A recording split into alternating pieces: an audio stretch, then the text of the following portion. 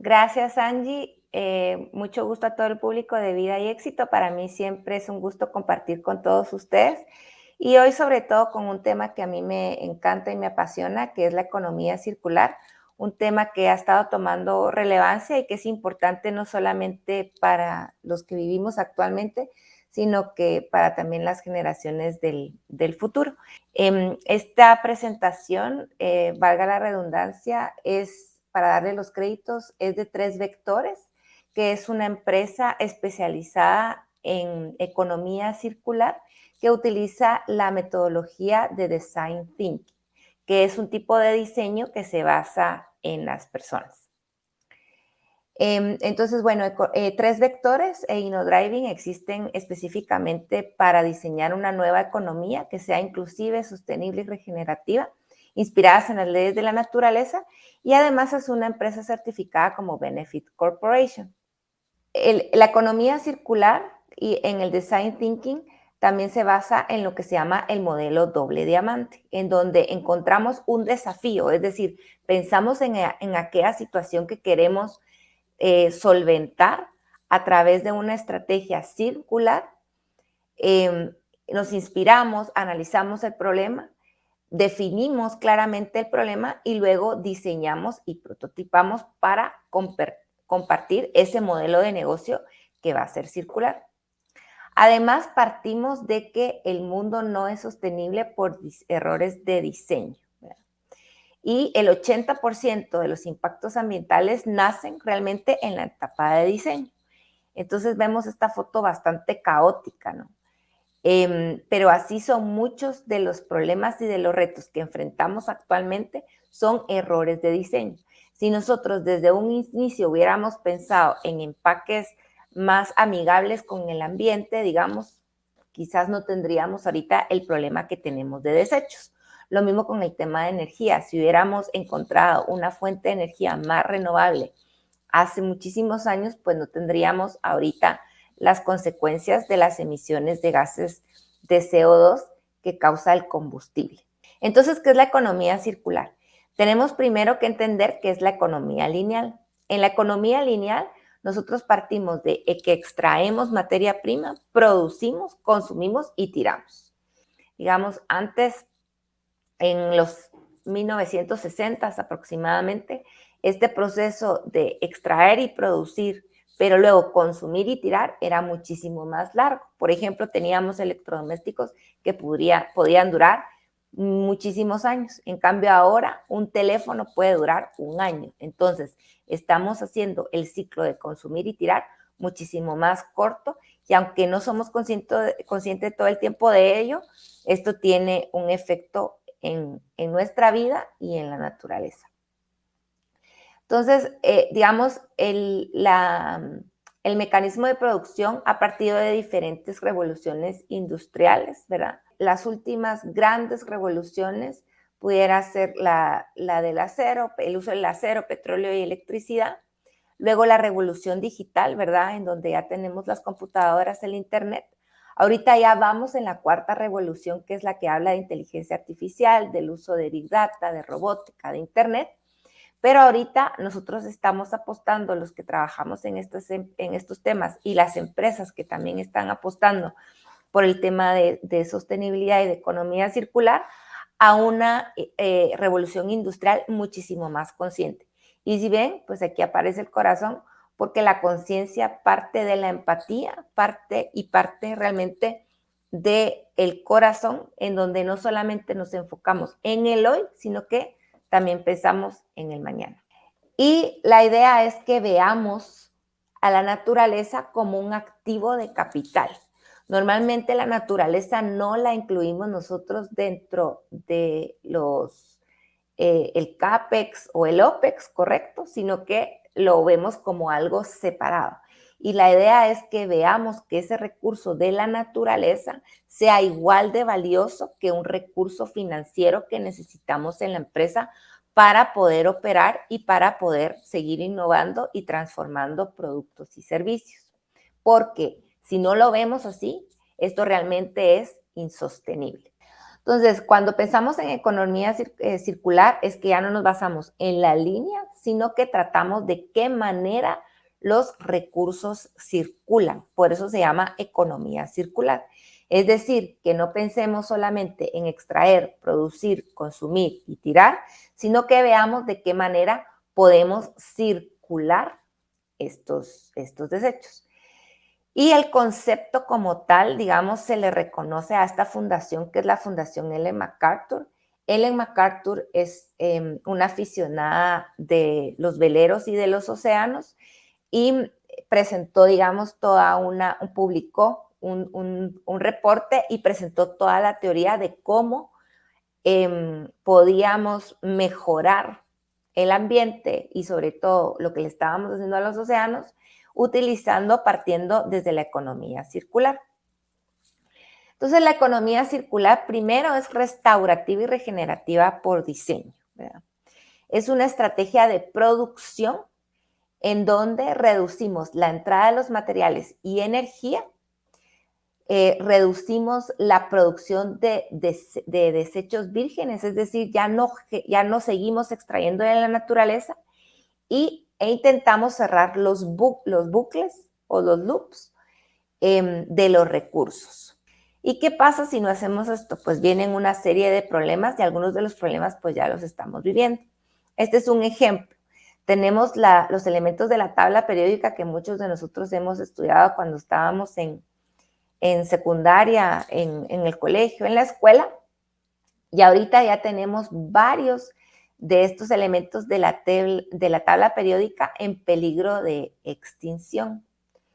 Tenemos el 50% prácticamente ya en peligro de extinción, que son los que aparecen en rojo, y luego ya tenemos disponibilidad limitada y amenaza creciente de otros elementos. Y sin estos elementos no vamos a poder tener muchas de las comodidades, digamos, que tenemos ahorita, pero además tampoco vamos a poder tener algunas medicinas y otras cuestiones que se han vuelto esenciales para nuestra vida.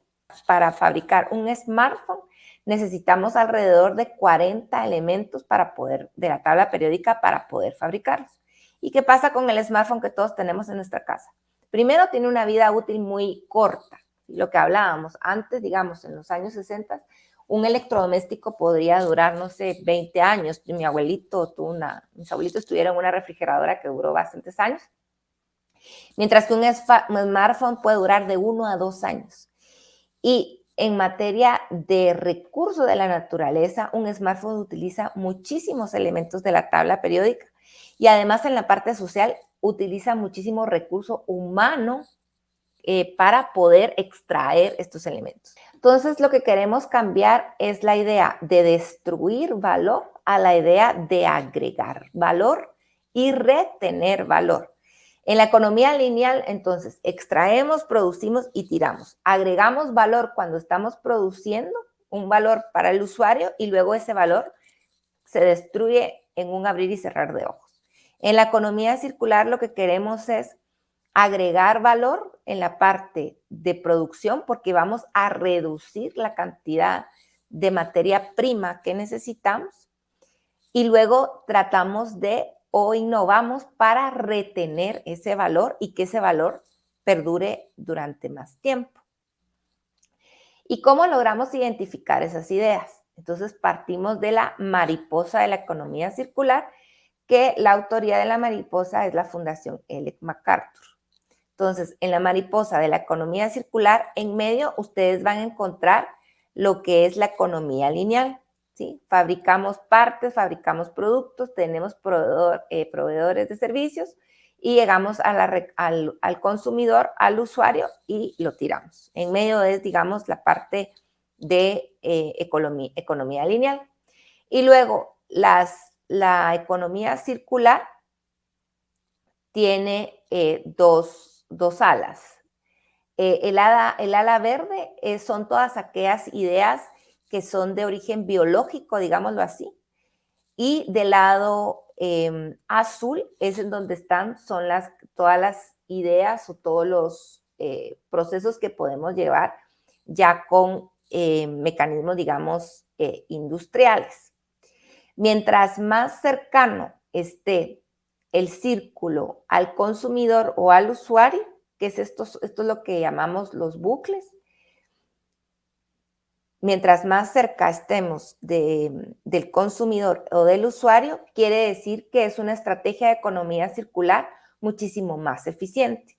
Mientras más lejos esté el bucle, entonces es una estrategia de economía circular más alejada de lo que aspiramos, ¿verdad? Entonces aquí vemos en la parte azul que el reciclaje es, por ejemplo, lo que está más alejado de una estrategia de economía circular.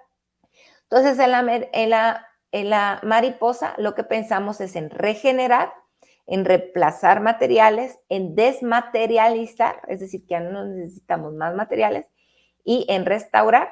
Y además tenemos que ser holísticos e integrales y pensar también en energías renovables.